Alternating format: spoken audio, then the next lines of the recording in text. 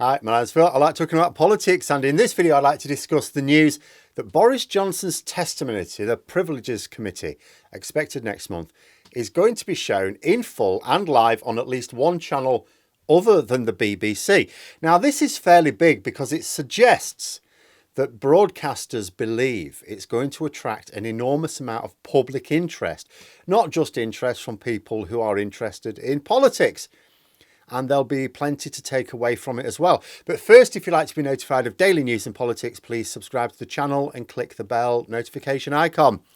So there may still be a few weeks before we see Johnson in the dock, so to speak, but things are really hotting up with the Privileges Committee investigation into his untrue Partygate statements to Parliament last year. This investigation is taking much longer than anticipated. That has been put down to two main factors.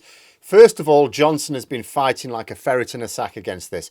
He has blown £250,000 of our money on top legal advice in order to try and discredit the committee and the investigation.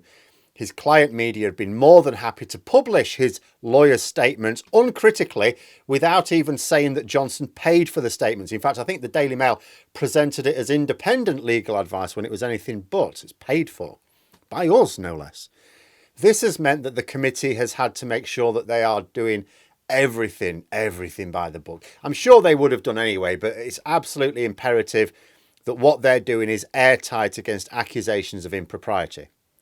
But second, I think the largest factor seems to be that despite the government trying to block handing over of important documents for the investigation, the committee got what they wanted. There's apparently a lot of documents, a lot, and it's taken a long time to go through them.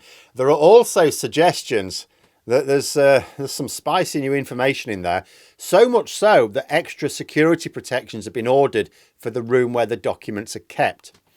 You know, this is like the political trial of the century.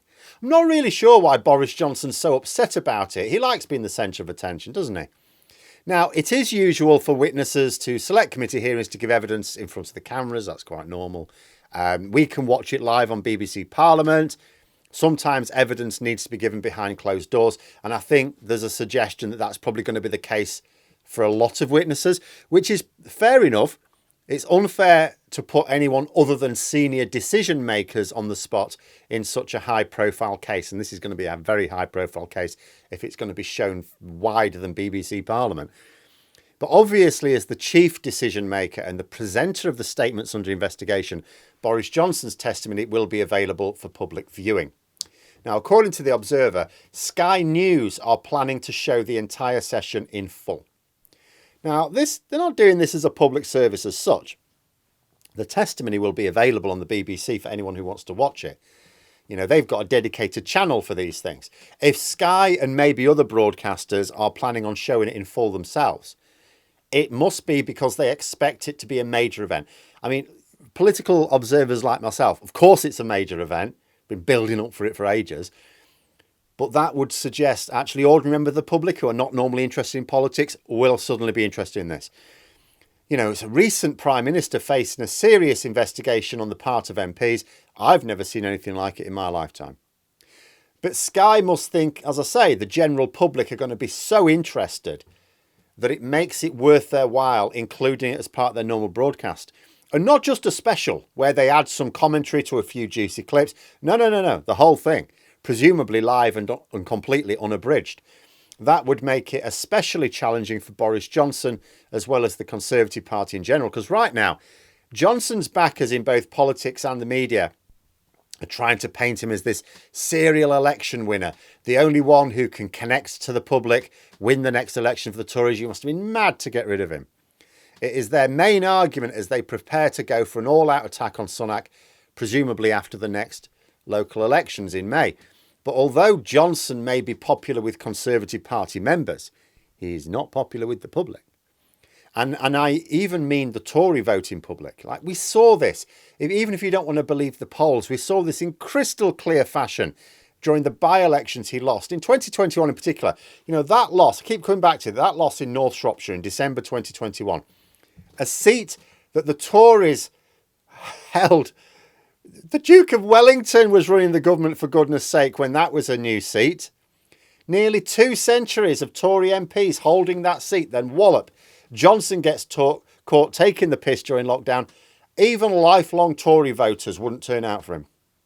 What Johnson needed was for the public to forget about his indiscretions, but in reality, he still remains less popular in public than Sunak.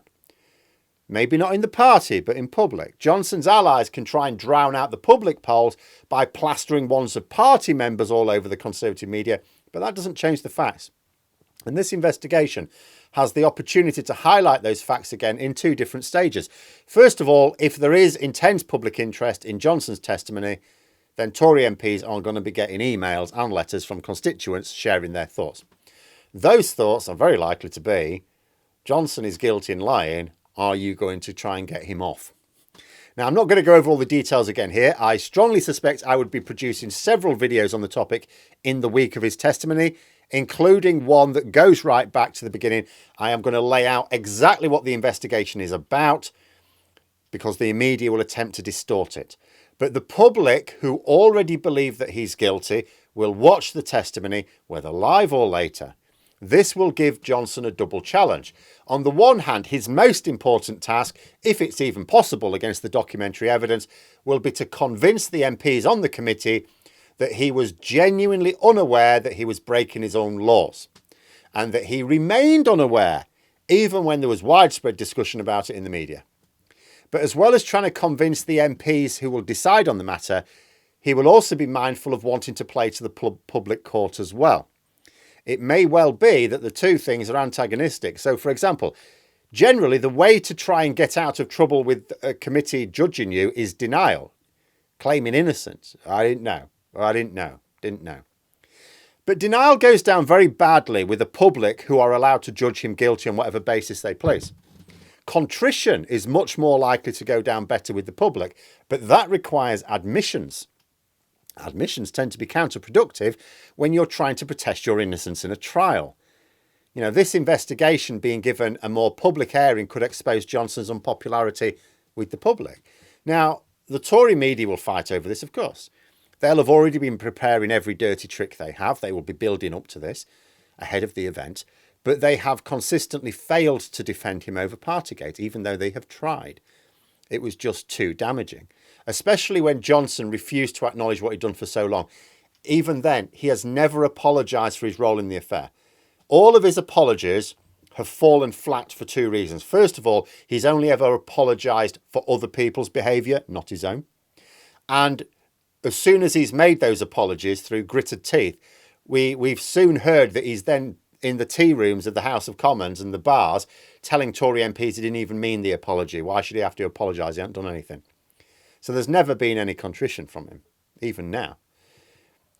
So then a decision will have to be made. If it's getting lots of media attention, it's inevitable that part of the coverage will be an explanation that if the punishment is a suspension of 10 days or more, then he can face a recall petition. If it's less, then he can't.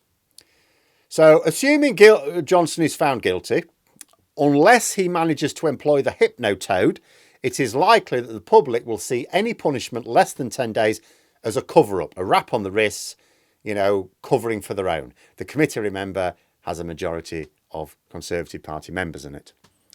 Now, we can't know what the committee will decide, and part of it will be a genuine assessment of the evidence for and against Johnson. But there is surely a very good chance that the suspension will be for at least 10 days. It's not only a very serious matter, but the damage it would do to Parliament's reputation if the public perceived them as covering for Johnson, that would be very real. Now, if this happens, Johnson has 2 options. Probably the most likely is not to contest his seat in the by-election, to skulk for a bit in the hopes of getting a safe seat elsewhere for the general election if he still wants it. The advantage here is that he won't risk tarnishing his reputation as an election winner. He can play the betrayed king with his party for a while. His other option, the only viable one if he actually wants to challenge Sunak this summer, is to fight the by-election. Because he can stand, just because he's removed from Parliament as a result of a recall petition, he can stand in the by-election. But if he loses, and he would be very likely to lose, his aura of election winning is gone. If he cannot even win his own seat, how on earth can he claim to win over 300 seats for other Tory candidates. In fact, with recent rumours, I imagine that he would abandon his current seat and sniff around for something safer. But I may discuss that in another video. But you can see the media coverage already ramping up for Johnson's testimony. I think ITV have just released something which looks at statements from officials which are very damaging to Johnson over the affair. You know, all has the feeling, it's like, you know, when you've got a major once-in-a-generation blockbuster film coming out and you have lots of little specials and trailers leading up to it. That's what it feels like here from a political point of view. I imagine the media circus will be fairly intense in the week itself, and Conservative MPs will need to be very sensitive to what their voters make of it all. At least the ones in vulnerable seats, but that is about half of them these days. But there we are. Those are my thoughts. Let me know yours in the comments below. I hope you found the video interesting. If you did, please click the like button. And if you'd like to support the channel further, the join button for memberships. And until next time, I'll see you later.